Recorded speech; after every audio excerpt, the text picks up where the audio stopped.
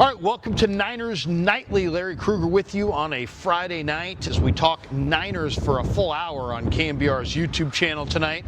We got a great hour planned for you. The great Chase Sr. from Chat Sports is going to stop by. We're going to chop it up with Chase Sr. We're also going to chop it up with C.J. West, Niners rookie defensive tackle, the rookie from Indiana. I love C.J. West, man. Cool guy, great guy to chat with. And then we're also going to hear from a man who's going to be on the call. The great Guy Haberman is going to be on the call, and on Sunday with Tim Ryan, sitting in for Greg Papa as Greg continues to get better from his cancer treatments. Greg, we love you, brother. And Guy's going to stop by in this hour as well. So a little Chase Sr., a little C.J. West, and a little Guy Haberman. Now let's talk about what happened today in Santa Clara. The 49ers practiced, and it was their final practice of the week as they get ready to take on the Cardinals on Sunday. I didn't see Trent Williams at practice, but after we left practice, he was out there practicing. So he was practicing today. Trent Williams is expected to be a go for the 49ers on Sunday. Saron Neal and Kyle Juszczyk were both out of the blue non-contact jerseys. Both were in the concussion protocol this week, and both are aiming to play on Sunday. Christian McCaffrey practiced, Nick Bosa practiced, Brock Purdy practiced. Kyle Shanahan told us after practice that it's highly unlikely that Purdy's going to start. So now it's just a matter of, is he going to be the backup quarterback or is he going to be the emergency third-string quarterback? We'll find out here, and we probably won't find out until Sunday on game day. Purdy's listed as a game-time decision. Jauan Jennings didn't practice today, and he really didn't practice all week. He's battling an ankle injury and a shoulder injury. The fact that he didn't practice all week makes me think that he won't play in the game, but you never know. You never know. Jauan Jennings is a guy that, you know, might wind up playing in the game despite the fact he did not practice. But he didn't practice all week. So I would say it's probably less than 50-50.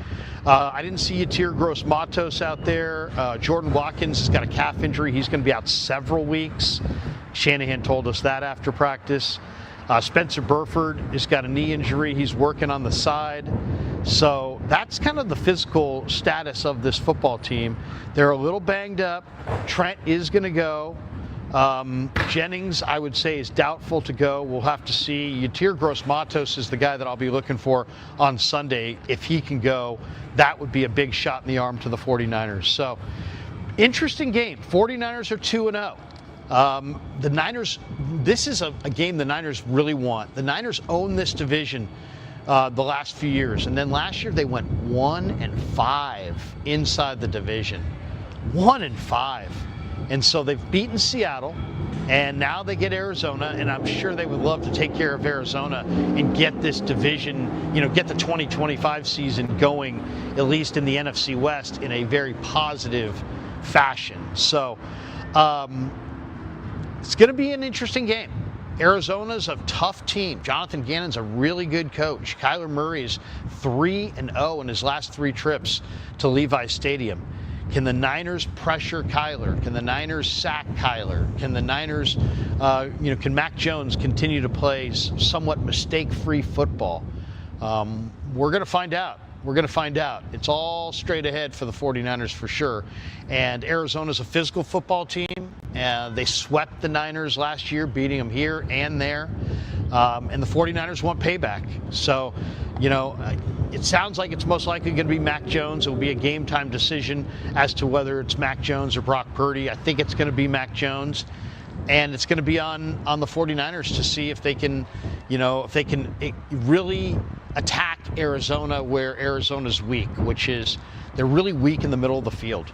They're giving up 75% completion rate in the middle of the field. So I think that's where Shanahan often likes to attack. And the Niners have a lot of receivers that really love running across the middle of the field. And I would say look for the middle of the field to be an area where the Niners try to exploit the Arizona Cardinal defense. All right, let's do this. Let's take a timeout. Coming up next, Chase Sr. is going to stop by, and then we're going to hear from C.J. West, and then we'll finish up with a little dialogue with Guy Haberman. It's Niners Nightly on a Friday on the Sports Leader.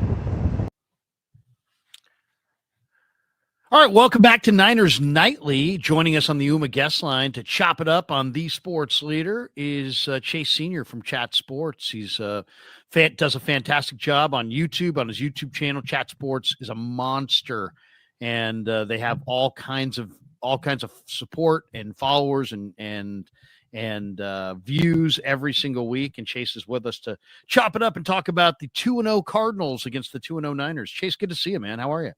Larry, I'm doing great. Always great to join you here on KNBR, and I'm ready to talk some Niners, man. Let's do it. Well, what do you think? I mean, is this going to be an easy game? Is this going to be a hard game? And the Cardinals are 2-0, but I mean, they got out yardaged in both games against, Carolina and the Saints. We also have a common opponent here, and the Cardinals barely beat the Saints, and the Niners kind of comfortably beat the Saints, even though the score looked a little closer at the end than it probably was. It was at one point 26-14. 49ers. What do you think? Is this going to be these division games? The Niners owned this division a couple years ago, and then last year went 1-5 inside the division. And if they're going to have a good year this year, 49ers have to turn that around. They will not have a good football season if they are not good within this division.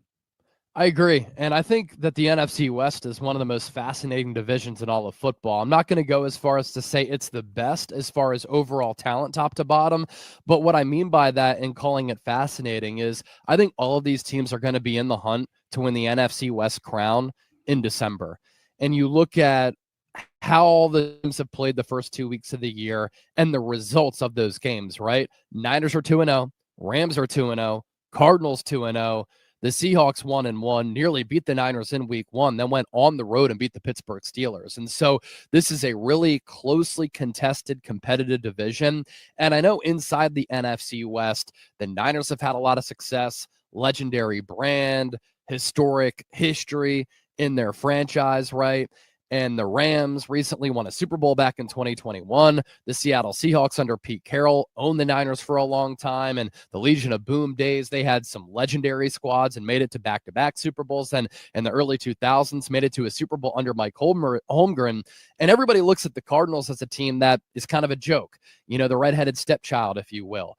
But this year, I don't think you could take the Arizona Cardinals lightly. I think this is a legitimate football team. I think it's one that is going to be in the playoff race until late in the year. Under Kyler Murray, they've had some competitive teams, but they fizzled out late in the year under Cliff Kingsbury and under Jonathan Gannon. But I really like the makeup of this team. They're built pretty well in the trenches. They have a really, really good defensive line that can get after it. Offensively, they're a little bit odd because they're not targeting wide receivers a lot, but they have one of the best tight ends in the NFL that a lot of people don't know about in Trey McBride, who was the highest paid tight end in the NFL before George Kittle got that new deal earlier in the offseason.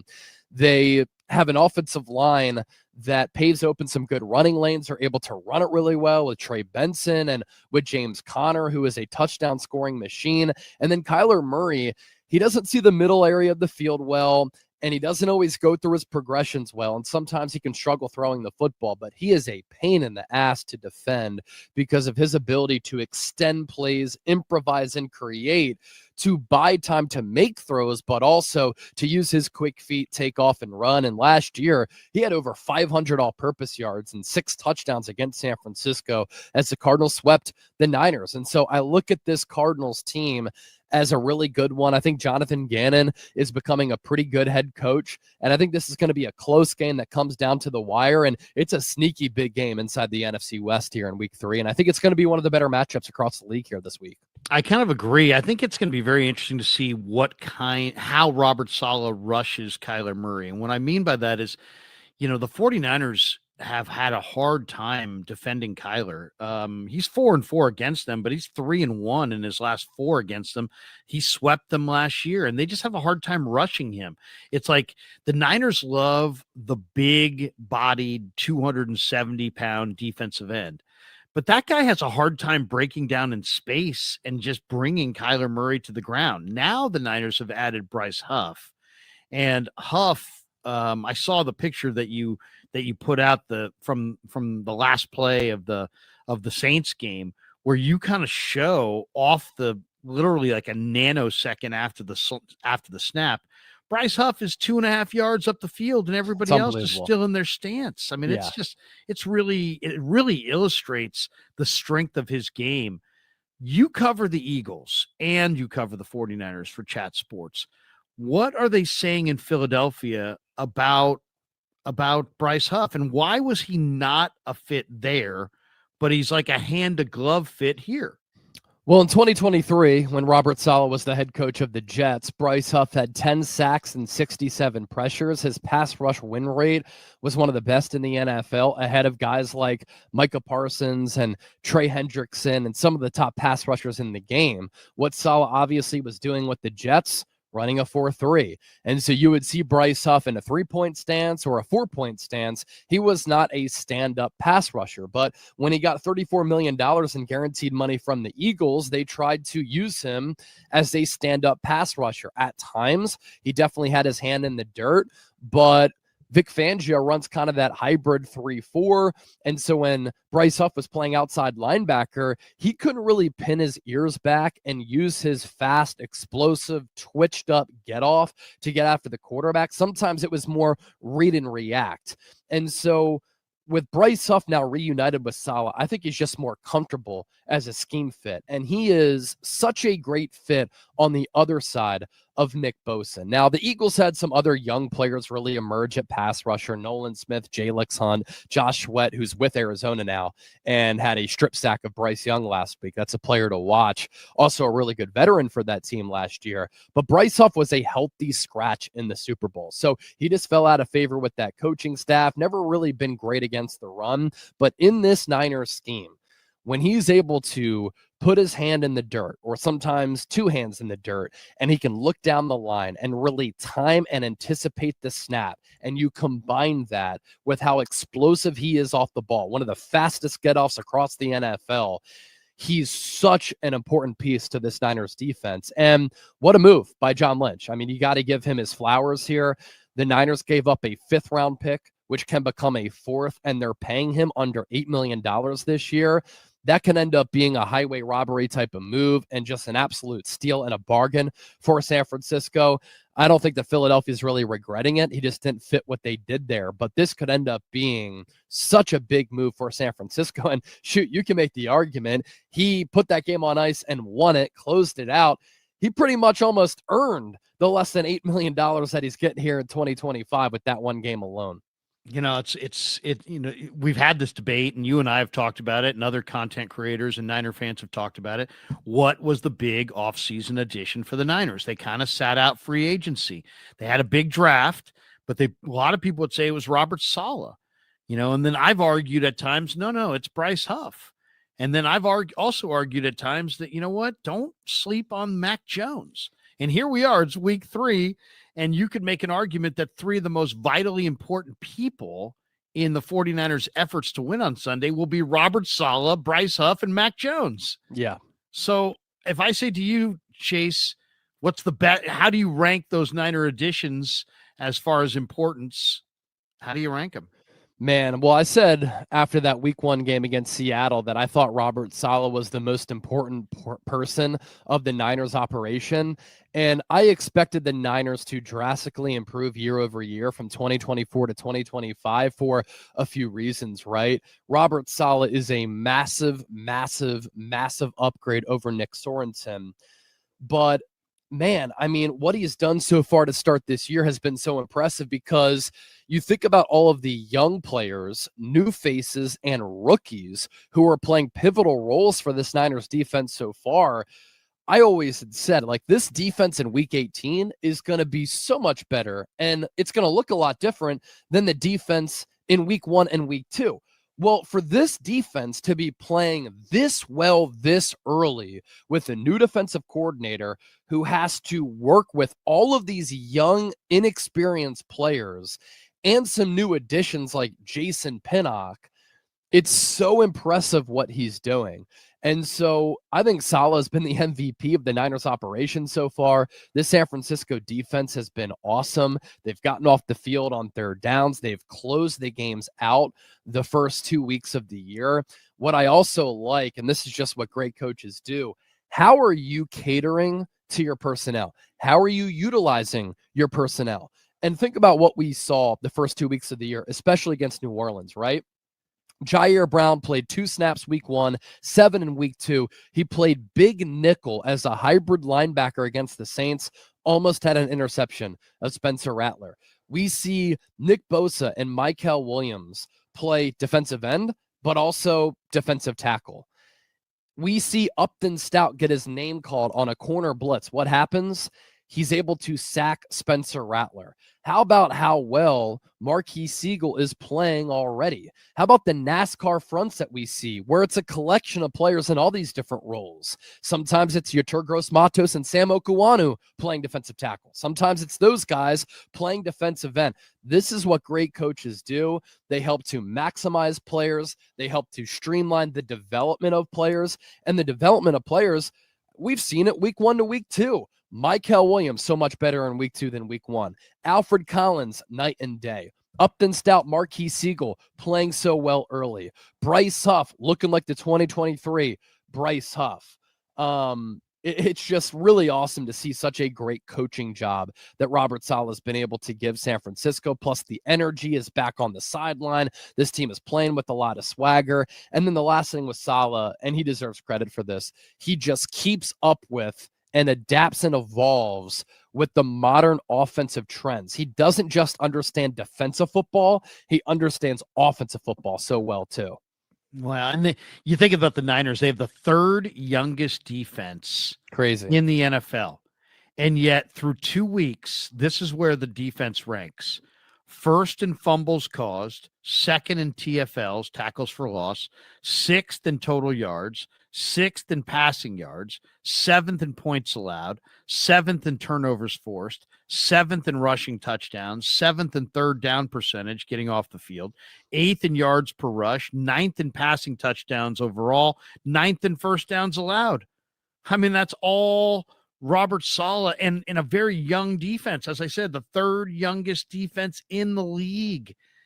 This guy's probably going to get a head coaching job next year. Now, if I said who are the hot coaching names out there, there are some coaches right now that some defensive coaches, especially, that people are starting to notice and that are going to be part, when the coaching carousel spins in 3 months from now at the end of the year, there's a group of up-and-coming defensive coordinators that are going to be up for jobs.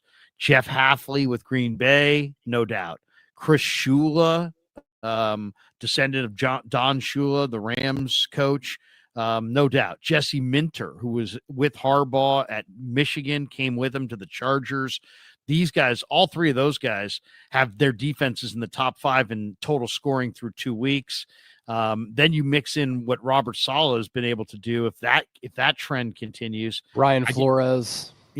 Brian Flores is another one. And there's probably a couple others we're not thinking of, but what do you think? Is Robert Saleh going to be a one and done here? Is that why Gus Bradley's here? To be like, hey, if Robert Saleh is one and done, there's some continuity. Good businesses, they always plan ahead and they always have contingency plans, right? And so I think that was part of the thinking for the Niners. Hey, if Robert Saleh comes in here and this young Niners defense just balls out, at least we have a backup plan in Gus Bradley. Whereas with Steve Wilks, after D'Amico left and then Nick Sorensen came in, there really wasn't a smart plan. Now, I know the Niners really like KJ Wright internally. I'm not sure if he's ready to be a defensive coordinator yet. Another thing to monitor, if the Texans just really struggle this year, does D'Amico Ryans get canned? I don't think so. I think he's a really good head coach, but could you bring him back? That's another possibility there. But for Saleh, look, some guys are better coordinators than they are head coaches. I know we throw that line out there all the time, but it really is true. I mean, we're seeing it now with Mike McDaniel, a Kyle Shanahan protege. I don't think he lasts long with the Miami Dolphins. Could the Niners bring him back because of his creative offensive mind? If he goes somewhere else, he could be a really hot shot offensive coordinator because he's very creative, and he had Tua playing well there for a while, even though Tua is struggling right now. But with Saleh, he's one of the highest paid defensive coordinators in the game. You're seeing why. The ability to have young players playing well this early, to have this defense flipped on its head so much better than they were last year, his leadership, the respect that he gets, the understanding of offensive football. He does have head coaching qualities. He really mans the podium, and he's able to control the room. He's a great communicator. And so for him, if he gets an opportunity to be a head coach somewhere else, I hope it works out for him because I think he's a really good football mind. Keep in mind, it didn't work out with the New York Jets. That's one of the worst and most poorly run organizations in the game. They never got quarterback right. And so if he goes somewhere with more stability and a better foundation, maybe he can find success. If they have a quarterback in place, that could help him out drastically. But if he doesn't want to go somewhere else, I could see why he wants to stay with the Niners, right? He even said it prior to the year, that just being able to focus on coaching and not all of the other managerial tasks, he said something along the lines of it being very refreshing. And I can see that. And you can see how his players respond to him. He's got a home here in the Bay Area as long as he wants because Kyle Shanahan and John Lynch love him. When I asked Lynch at the NFL Combine about bringing Saleh back, his face absolutely lit up and he had a smile ear to ear. And so if he wants to stay around, the Niners will have him. You get the feeling when you're at practice that the 49er hierarchy is Lynch and Shanahan, right? But that it's now grown to Lynch and Shanahan and Gus Bradley and Robert Saleh. Yep. You just get that vibe. They spend a lot of time talking to Robert Saleh and Gus Bradley. Lynch and Shanahan do. Saleh and Bradley are both former NFL head coaches. So obviously they've got that pedigree. You just get the feeling that if you look at the number of the additions, there's been a lot of guys with Jets ties, Adrian Martinez and Brant Boyer, and a lot of guys with Jets ties have wound up here. And I got to think that's Robert Saleh saying, "Hey, I like this guy over here, and what do you think?" Had a lot of influence in that draft, Larry, and these defensive players are looking like they're home runs so far. Well, let's talk about that. Let's talk about Mikael Williams. The Niners' rush success rate allowed with Mikael on the field, 25.8%. The Niners' rush success rate allowed when he's not on the field, 66.7%. They are a totally different run defense with and without Mikael. He's one of the best edge-setting defensive ends I think the league has already. You put a tight end on this guy, and he laughs. He toys with him. He had a one-armed block on the tight end in New Orleans where he just totally neutralized the guy and pushed him into the backfield and blew up the run. So, I mean, Mikael Williams as a first and second down run defender is amazing. And then with Huff being this awesome outside force, it's created all kinds of room inside for Gross Matos and Mikael on third downs. And suddenly Mikael Williams is in a lot of ways one of the most valuable 49er defensive players overnight. We're 2 weeks into his career, and he's playing virtually every snap. Yeah, and that's what the Niners wanted from him right away. And when he was at Georgia, you and I have talked about this, he played less than 50% of the snaps while at Georgia. He's playing more snaps now with the Niners than he did with the Bulldogs. And the Niners are getting really good results already. But when they drafted him and going into the draft, John Lynch had said this, "What do you look for in a defensive end?" was the question. He said, "We want defensive ends here in this scheme who can set the edge." And they've been so bad against the run over the last couple of years. They really wanted to get a player who could set the edge and be a good run defender with the height, length, physicality, and size that he has. That was the expectation for him to help shore up this ground game. And already he's been able to do it.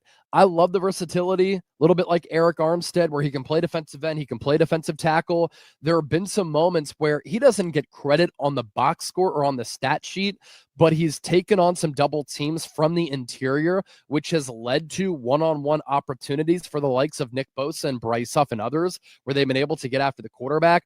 That's making an impact that a lot of common and casual fans don't see, that the Niners are seeing on tape, and they're like, we got to just have this guy on the field because he's so highly impactful. But that play where he just threw the tight end, tossed him like a rag doll to the side, and tackled Alvin Kamara for a loss, huge play. There was also another play where he ran down Spencer Rattler toward the sideline and minimized that run to like 1 yard. Keep in mind how big Michael Williams is and how fast he was moving at that size. So this guy really has star potential. He was getting some Aldon Smith comps coming out of school. He's not that, because Aldon Smith was so twitchy, with so much explosiveness and bend coming off the edge. But he's got that type of length to his game. But the physical attributes that he has allows him to really be a 3-down player for this defense. You know, there's a bunch of different wrinkles the Niners have been able to show defensively, and that NASCAR line that they have with Gross Matos and McHale inside as pass rushers is just lethal. The 49ers, I was looking at the numbers as far as the first 2 games. The Niners have gone with a 4-man rush 78.2% of the time, and they've produced 6 quarterback hits and 3 sacks. They've sent 5, 14.5%. They've sent 6-man rush 7.3%. So they're at a 21.8 blitz rate, 21.8% blitz rate. They've produced 3 quarterback hits and 1 sack while blitzing, 6 quarterback hits and 3 sacks when not blitzing. Are you surprised at all by those numbers? I mean, the 21.8 blitz rate is definitely higher than what Saleh had last time around, but this is the hand that he was dealt. I mean, he doesn't have the same. That line had Buckner and Armstead and D Ford and Bosa, and everybody was young and in their prime, and they just always got it done with their front 4. Now they mostly get it done with their front 4, but Saleh needs to dress it up on some third downs and has. Yeah, there's been some window dressing. There's been some disguise blitzes. Sometimes the Niners show blitz and they fake it, and then Fred Warner and D Winters will drop back in coverage. Honestly, we saw an indication that this was coming right away. First preseason game against the Denver Broncos, when the Niners 2s against the Broncos 1s were really good. You know, the Chase Lucas pressures, the Chase Lucas forcing Bo Nix into a safety. Robert Saleh right away in that first preseason game, he was creative, he was exotic, he was aggressive, and he's going to pick and choose his spots. But I just love this style of coaching and defensive football for San Francisco. And I think that we're going to continue to see Robert Saleh hop into his creative arsenal of a bag, and he's going to continue to come up with ways to really confuse and confound the opposition. And so far, the first 2 weeks of the year, you've seen that at times. Sam Darnold, Spencer Rattler, they're like, wait, what is going on here? And they're not able to process what the Niners are doing. And I think that you have to pick and choose your spots blitzing, because obviously, you know, you don't have as many numbers on the back end. I really like, though, how calculated Saleh has been. And then obviously late in games, you know, you trade for Bryce Huff, you pay Nick Bosa, you rely on your dogs to close the game out for you. San Francisco's defense is just clicking on all cylinders right now. And who's to say they can't continue to get better with how young and inexperienced they are, which is why it's so crazy they're playing this well so early. Yeah, the 49ers are one of, I think, 10 teams undefeated. 3 of them are in the NFC West. The Rams, Niners, and Cardinals are all 2-0. But coming into week 3, you got the Niners, the Rams, the Cardinals. Buccaneers are 2-0 in the South. Packers are 2-0 in the North. Eagles are 2-0 in the East. Chargers are 2-0 in the AFC West. Colts are 2-0, surprisingly, in the AFC South. Bengals are 2-0, despite the loss of Joe Burrow. And now Buffalo, with their win last night, they're 3-0. So there's 10 undefeated teams. How good of a 49er team do you think this potentially can be? I had said with my season prediction, I think they can win 10 or 11 games. And if they go 11-6 a year after they went 6-11 and they flip flop that record, I mean, what a rebound of a season. What an impressive season for San Francisco, especially with all of the young players who have marquee roles. And I tweeted this out earlier this week, but I really think Kyle Shanahan and John Lynch may have saved their jobs with what they did in the 2024 draft class and the 2025 draft class. You think about all of the impact players who they have taken the last two drafts after the 2021 through 2023 drafts were pretty much a disaster for San Francisco. They desperately needed to hit on multiple picks. I think they've done that. And so these young players are progressing, they're improving, they're giving you starters, they're giving you depth pieces. And if they can continue to be on this ascent that they're on with some of the pillars that the Niners have in place with the easiest schedule that they have, I think we're talking about a playoff team here. And I think we're talking about a team that can contend in the NFC. I know Green Bay is the darling of the league right now. I think San Francisco could go into Lambeau Field and take down the Packers, especially given how the Packers kind of have Niners PTSD, losing all those big playoff games to San Francisco. Philadelphia hasn't played their best football yet. They might be better in the trenches than San Francisco, but I think that a Kyle Shanahan-led team with this offense, if this defense is playing this well, they could contend with Philadelphia. Detroit has a couple of new offensive coordinators and defensive coordinators, and so they're not the same coach team. So I think San Francisco has an opportunity here to really do something special. I know it's early, but they should beat Arizona, and if they beat Arizona, we're talking about a 3-0 ball club, that the defense is further along than we thought they'd be at this point of the year. Offensively, really like what Kyle Shanahan is doing. I love how refreshed he is and how he's enjoying himself once again, because that was not the case last year. And then again, the development of the young players needed to happen, and it's happening before our very eyes.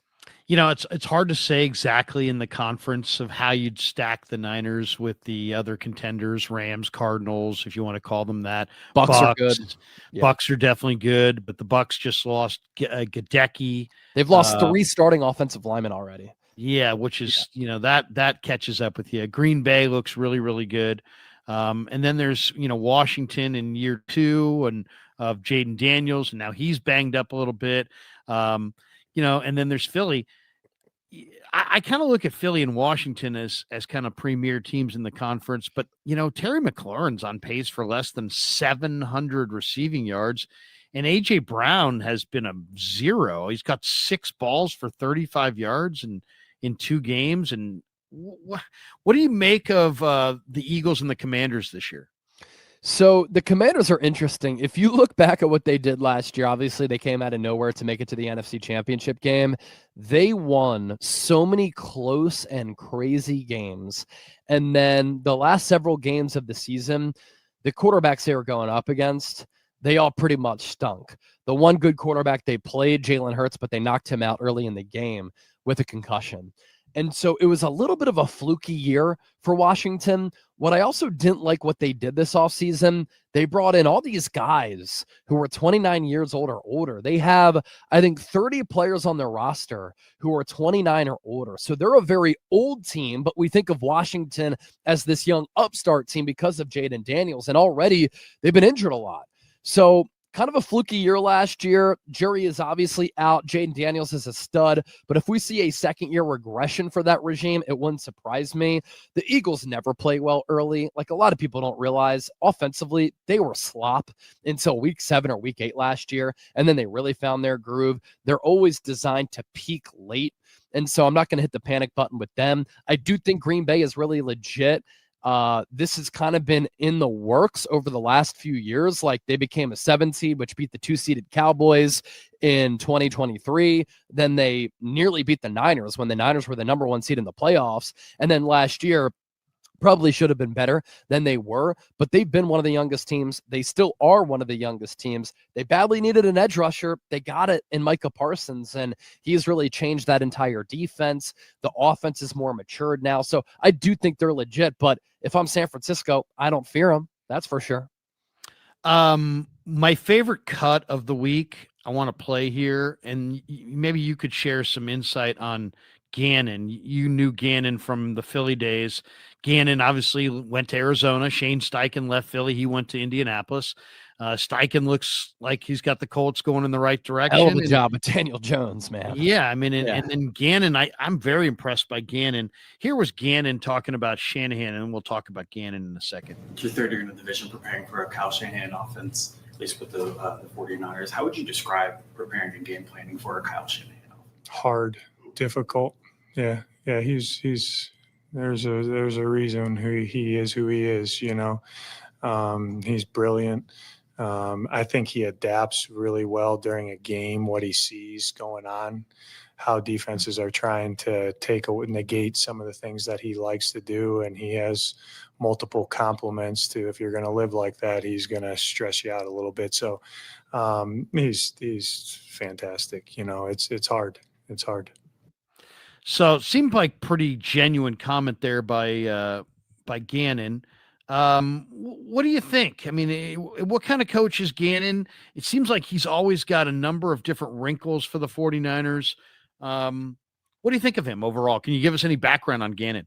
Well, for any of the Kyle Shanahan doubters out there, he's looked at in that light all across the league. And we saw why Kyle Shanahan is elite, because once again, he had a backup quarterback playing well. Mac Jones balled out against New Orleans. That's a byproduct of Shanahan being the great offensive mind that he is. He's now maximized the likes of Nick Mullins and CJ Beathard, who aren't that good, but put up big numbers for San Francisco, Jimmy Garoppolo, Brock Purdy, and now Mac Jones. That is what elite offensive coaches do. As for Jonathan Gannon, players love him. And you can tell by the interactions that he has with his players. You know, I've been around Gannon a couple of times at the NFL Combine, and just the way that guys gravitate to him, how he interacts with them. He is a player's coach, but he's also a very intense defensive mind who really values defensive line play. And this Cardinals defensive line, it's a really, really good defensive line. In this NFC West, everybody always sleeps on Arizona, right? I mentioned that a little bit earlier, but like, you can't sleep on this Cardinals defensive line. They can take over games. They added Josh Sweat from Philadelphia this offseason. Josh Sweat had a career high in sacks in 2022, 11 with Gannon as the DC. The Eagles that year, when they made it to Super Bowl 57, they had 70 sacks as a team.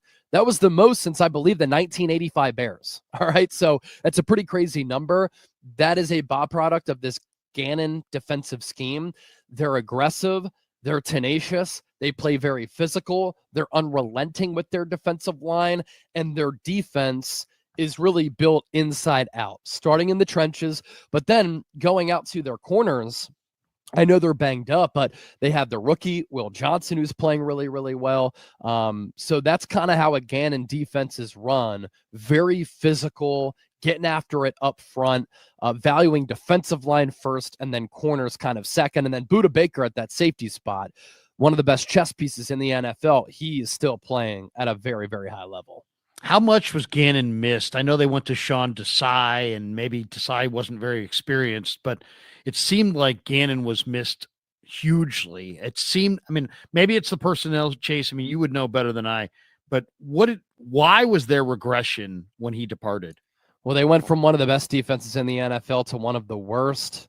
From 2022 to 2023, it was Sean Desai first, and then Matt Patricia came in after Desai was kind of moved aside by Nick Sirianni. But the pass rush wasn't the same. They went from like 70 sacks, I think, to 44. The pass rush win rate wasn't the same. They were awful on third downs, terrible in the red zone. They couldn't tackle situationally. They just weren't well coached, and they had a lot of the same personnel. It didn't help that James Bradbury got very old overnight, but they missed TJ Edwards, they missed Marcus Epps. But I would say that Gannon did a lot for that defense in 2022, and they really missed him in 2023. They just weren't the same defense. And then last year we saw Vic Fangio. That's what quality coaching can do, right? He had that defense playing as the best defense in the NFL.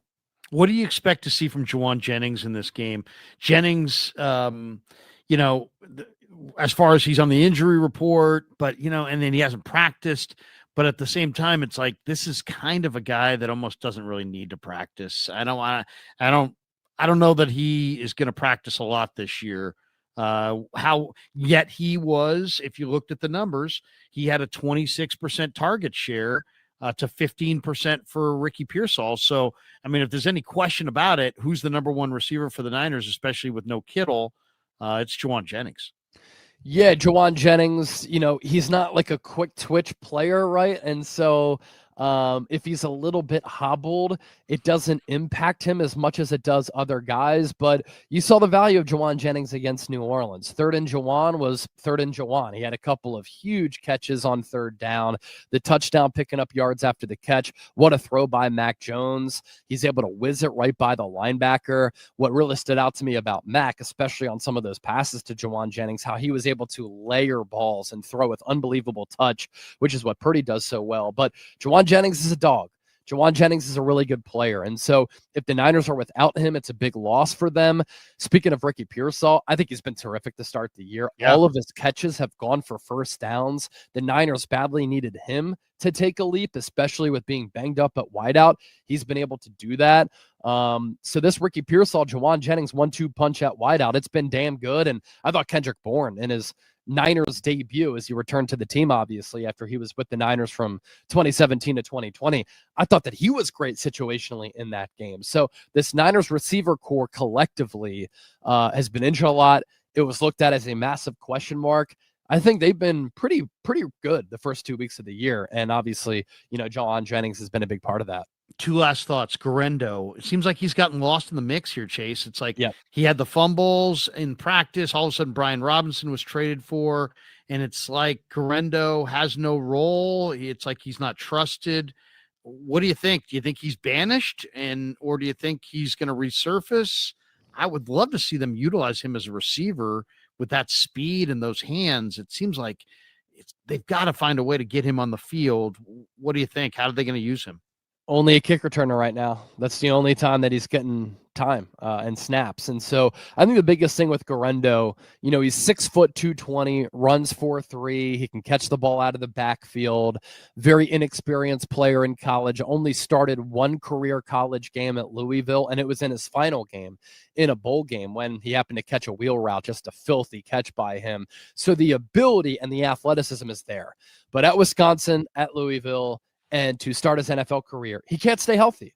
He can't stay healthy. And then when you're injured all the time and brittle at running back, nonetheless, and you're fumbling the ball, and then you come off that shoulder, and then you hurt it again in that lone preseason game that he played, Kyle Shanahan can't trust him.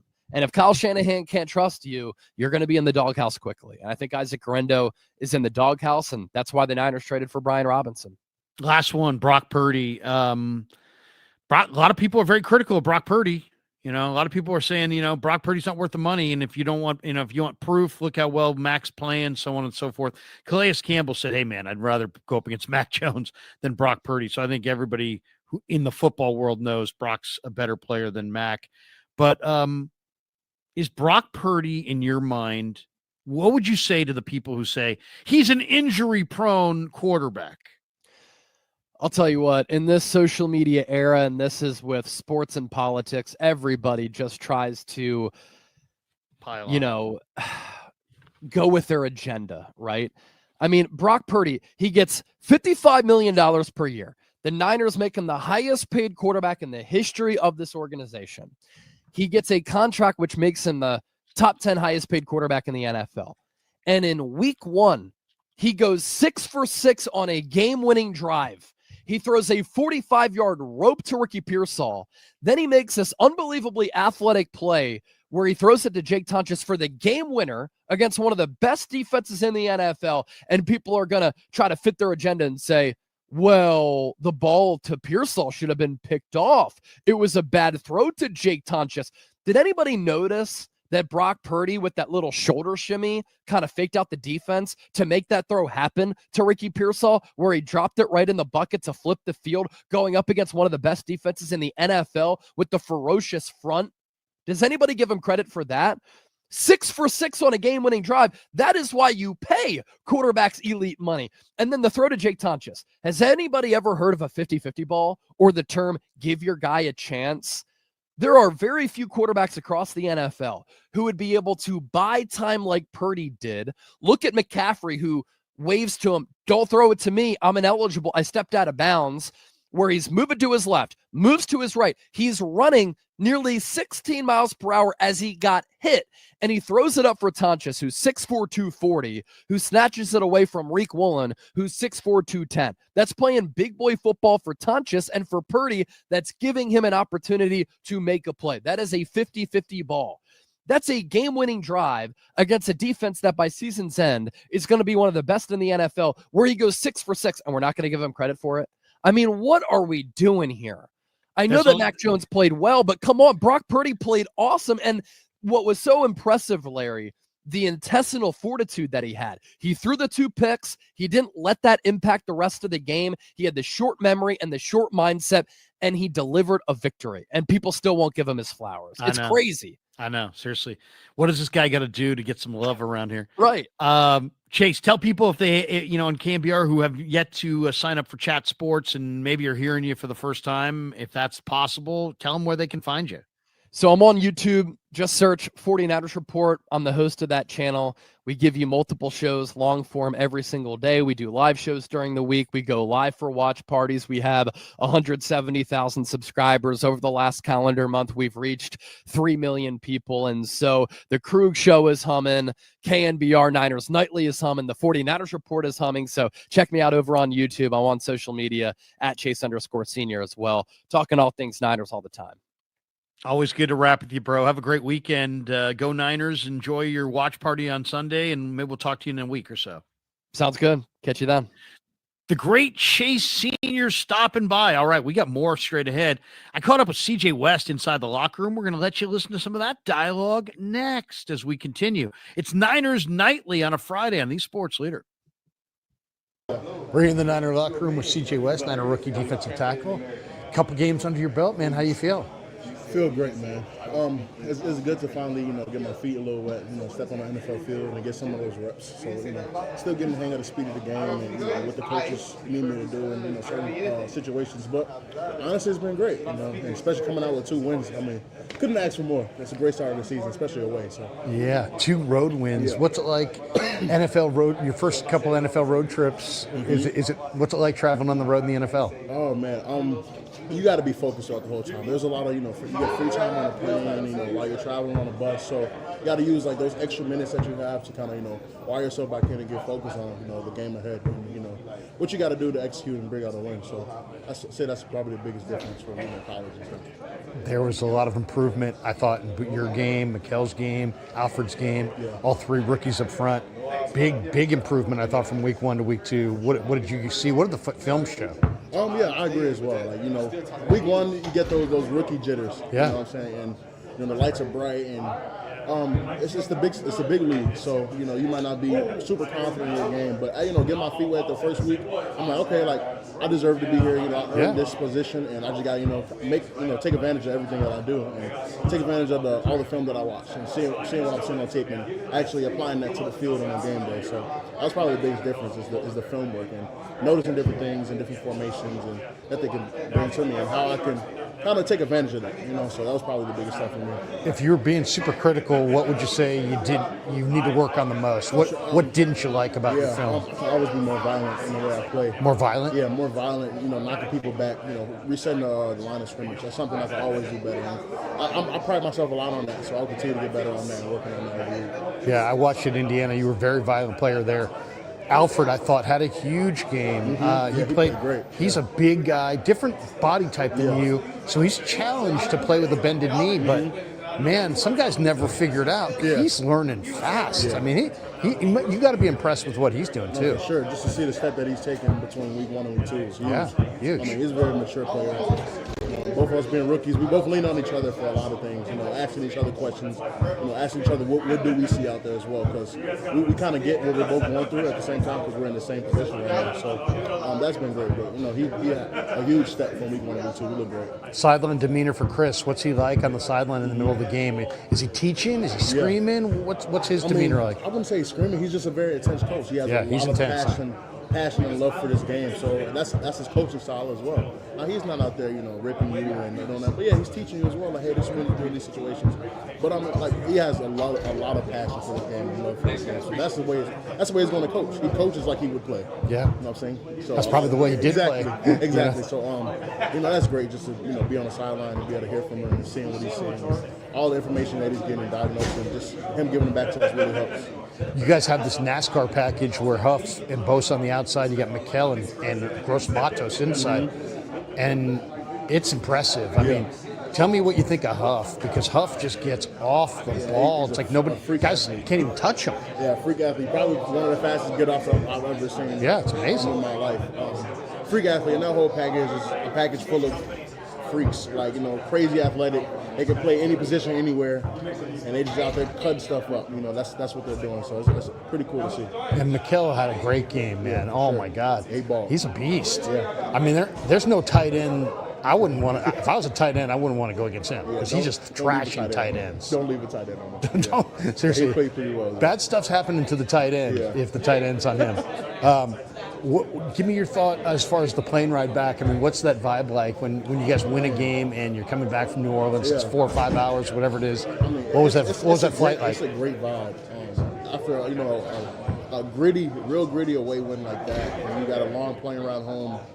That's the time you really get to laugh and enjoy the win with the guys, and just now you're playing card games and stuff, just chopping it up what you saw through the game, and making jokes and stuff, and it's kind of hard to do that after a loss. So everybody's thinking about what they did wrong. Yeah. After a win, you're just like, okay, we won, came out with the dub, and let's just celebrate with the guys while we got the time. So that's how that was. 2 last ones. You're wearing the all whites this week. Have you seen them? What do you think? They look pretty tight. I haven't seen them yet. Oh, you're gonna love the all whites. It's a good look. Yeah. And tell me what you think of Kyler.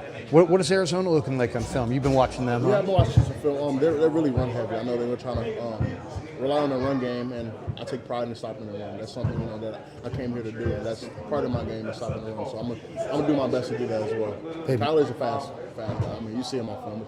It's not too hard to miss that. He's running everywhere. So I gotta put my track shoes on and try to chase him down. You got to break down in space against that guy. He'd make you whiff. He'd make you miss.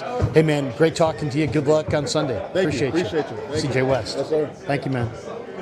All right, welcome back to Niners Nightly. We're here at Levi's Stadium down in Santa Clara on a Friday. And look who we caught up to. Guy Haberman's in the house, and he'll be on the call Sunday, sitting in for Greg Papa again. Greg, we love you, brother, and glad to see you're back on the radio, and we're thrilled that you'll be back behind the mic at some point. And Guy's doing a phenomenal job filling in. And what's it like? You filled in. You had a week off, or a couple weeks off, or I should say, to kind of do your other projects. I mean, obviously, if you could have done all of these, you would have, but you have other things that you do. What was that first experience like, sitting in an NFL regular season game? It was fun in Seattle. And it was great to hear Greg, by the way, because he sounds like Greg. Yeah. It's great to hear him, talk to him, whatever. So that was fun this week. But Seattle was cool. Everyone tells you what a great environment it is. Right. And it was. I was very excited for that game. Don't get me wrong. I think I'm more excited for a home game, though, to do it here and see the Niners at home and first home game of the year, that kind of thing. It's kind of cool. So there's some pageantry to that, so I'm excited about that. T-Rock, what's it like working with T-Rock? Because I think he's the best color analyst in the biz. I got in the elevator in New Orleans, and Tim got on last, and there's all these other people. I'm like, this is the greatest color analyst in the entire league. He started laughing. He started giving me crap. But what's it like working with a guy who's so high energy, but also really does, as a former player, he really does see the game, and he gives you some amazing anecdotes. Yeah, well, he's awesome, and you're right. I mean, it's like he's excellent what he does. I didn't know him before we started working together. Also, I don't know if he would like me saying this, a very sweet man.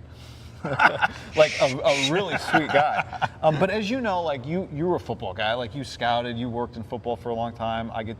I've done this for a long time in terms of like college football, and you go to the facility and you meet so many people, and it really is the best part. There's so many people who are like true football people, and I think true football people are they're people in a lot of ways, right? You work with so many different people, you play with so many different people, you interact with so many different people, and he's a people person. I think first, just like Greg is a people, like they're people. and in addition to being like hardcore football guys, which is fun because I just learned. I can call Tim for 10 minutes, like, hey, what do you think of the matchup? And it's just like boom, boom, boom, boom, boom, and so I've learned a lot from him. You know, my football knowledge is small. Like I'm a football guy, but like I don't know what I'm looking at. The way, like you could put a headset on Tim and he'd go call some defense. Sure. Greg could go call some plays. You know what I mean? That's like, right. And I couldn't do that. If you gave Greg the opportunity, he would take it. I think Al Davis almost did, but I can't do that. So like everything I get is I'm just learning a lot. You know, learning a lot every week, which is awesome. Well, it's been fun to listen to. Tell us, give me your thumbnail sketch. A couple thoughts on Niners Cardinals as we sit down here a couple days before the matchup. What stands out to you about this matchup on Sunday? Well, two teams that are 2-0 that haven't played their best football. I don't think the Niners have played their best football, but like you can see their trend. Arizona, better defensive line than the Saints last week. So if it's Mac, which at this point, we haven't heard from Kyle yet Friday, but I think it's got to be Mac, yeah. So that becomes a little more of a challenge, even though they're challenged in their secondary with injuries, and we'll see how many of their guys are playing. You know, they're still trying to figure it out on offense. Marvin Harrison doesn't really touch the football. And, like, that's been a big question. I know you watched, like, Jonathan Gannon's media availability this week and all that stuff. Like, they're asking him, how do you get Marvin the ball? His answer was, well, you got to throw it to it and catch it. You got to throw it to him, he's got to catch it. So Kyler, you know, is a problem. He's been a problem for everybody. He is historic. He's historic when it comes to throwing the football and running.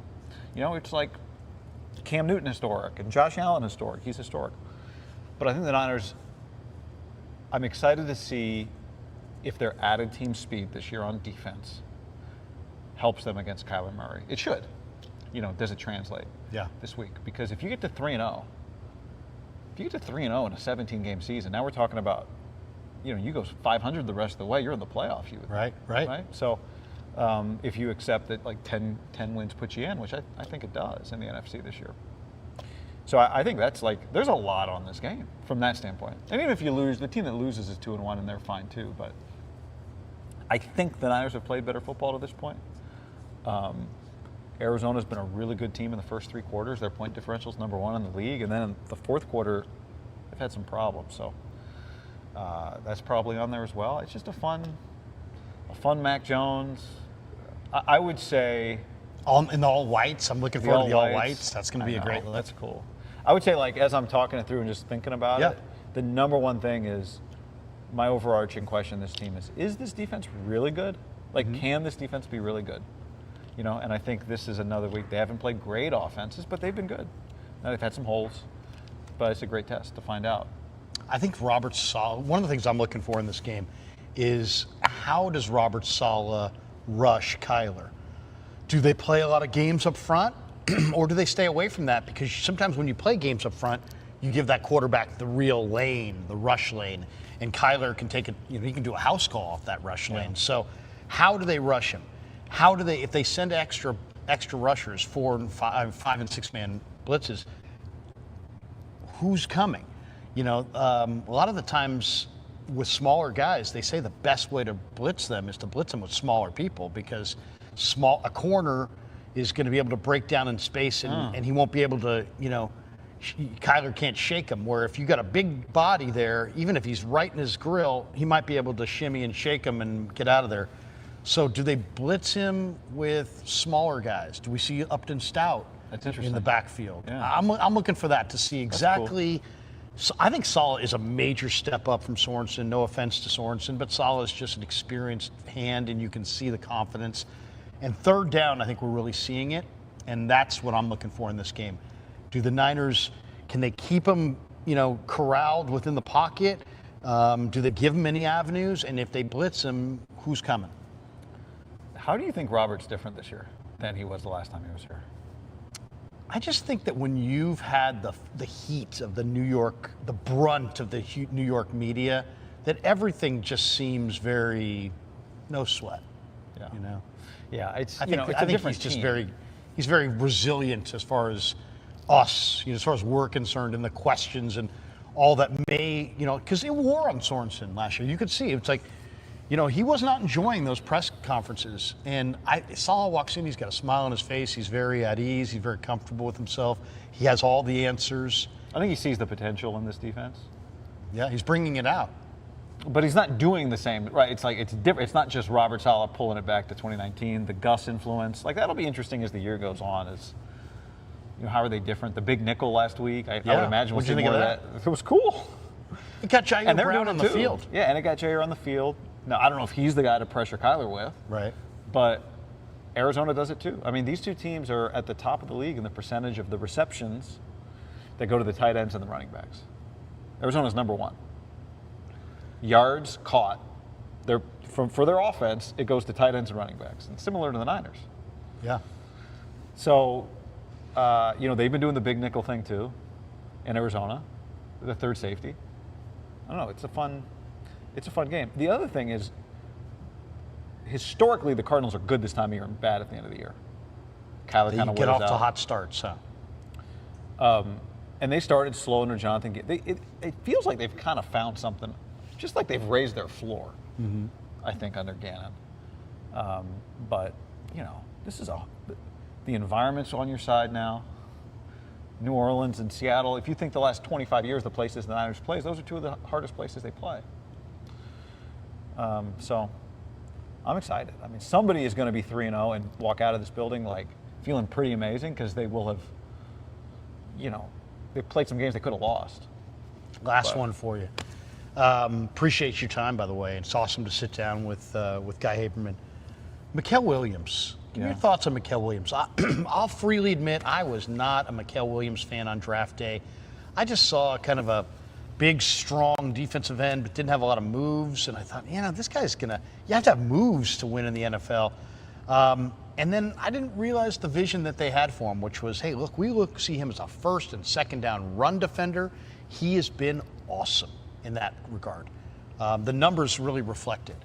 And then the Niners are using him inside as an interior guy on third down, and it's just like he's playing a ton of snaps, way more snaps he played at Georgia, and he looks better and better and better, and ideally suited for both roles, especially with Huff creating that extra edge rush speed, stretching the line out. There's a lot more room inside for Gross Matos and Mikael, and they are crushing these guards with that extra space. I love that NASCAR set they have. Yeah. I thought he was a high ceiling guy when they got him. I didn't realize he was a high floor. He's a high floor guy. Yeah. I didn't expect that. I thought it'd be like, all right, project, let's see what it can be. And it's immediately been high floor, which is pretty awesome. Yeah. Like, that's how you get on the field as a young player. And then this week in particular, if Collins is on the field a lot, those two guys interior, their size for Kyler to see over is a challenge. But I've just been really impressed with his discipline as a passer. He doesn't seem like he's out of place. He seems like he is giving the Niners edge rusher, specifically Bosa, a good compliment. I feel like Bosa has been around the quarterback a ton this year. I don't know if you feel that way, but I think the numbers do reflect that. And I think part of it is there's less room to operate, to move opposite of Bosa, because that tackle is getting pushed into you if it's Mikael over there. So I was optimistic about him, but I've been pleasantly surprised at how immediately he has brought just like every down or nearly every down consistency. He's been consistent. Yeah. One advantage that we get a little bit over the fans is that we get to go to practice. And one of the things that you see at practice pretty consistently, they'll do some reps, and then Bosa comes over to Mikael, and they're talking. And sometimes Bosa will be pointing and like, try this, try that, as far as hand placement or coordinating your hands and your feet. And you can see Nick is very invested in the young guys, and they obviously look up to him. He's like an additional coach, but in some ways a better player, better than a coach, because he's literally your teammate, and you can see them kind of going up to him, kind of gathering the information that he's got and trying to apply it. So those are good things. Yeah. Not everybody can, like you and I can go get tips from Nick Bosa. It won't help. But it can help Mikael, so that's cool. Good to see you, Guy. Have a great call. Guy Haberman will be on the call with Tim Ryan.